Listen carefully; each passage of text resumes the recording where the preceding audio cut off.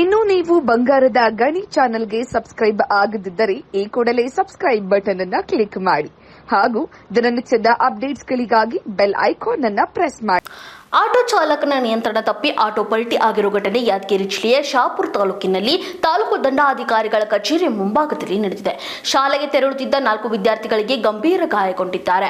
ಇನ್ನು ಪ್ರತ್ಯಕ್ಷದರ್ಶಿಯ ಪ್ರಕಾರ ದ್ವಿಚಕ್ರ ಸವಾರರು ವೇಗವಾಗಿ ಬಂದ ಕಾರಣ ಆಟೋ ಚಾಲಕ ನಿಯಂತ್ರಣ ತಪ್ಪಿದ್ದು ಆಟೋ ರಸ್ತೆಯ ಪಕ್ಕದಲ್ಲಿ ಪಲ್ಟಿಯಾಗಿದೆ. ಇನ್ನು ಗಾಯಾಳು ಮಕ್ಕಳಿಗೆ ಸ್ಥಳೀಯ ಶಹಾಪುರ ಸರ್ಕಾರಿ ಆಸ್ಪತ್ರೆಗೆ ದಾಖಲಿಸಲಾಗಿದ್ದು ಈ ಪ್ರಕರಣ ಶಹಾಪುರ ಪೊಲೀಸ್ ಠಾಣಾ ವ್ಯಾಪ್ತಿಯಲ್ಲಿ ನಡೆದಿದೆ.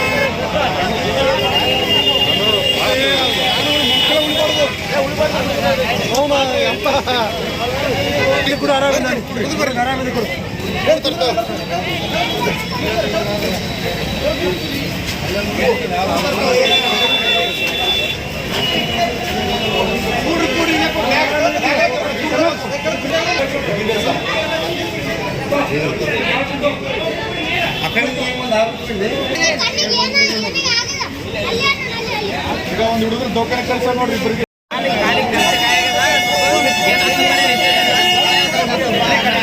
ಯಾರೇ ಬರ್ಲಕ್ರಿ ಬೈಕ್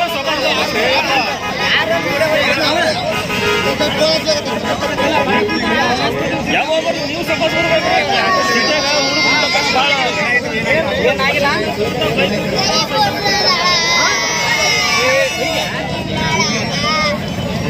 ಕೈ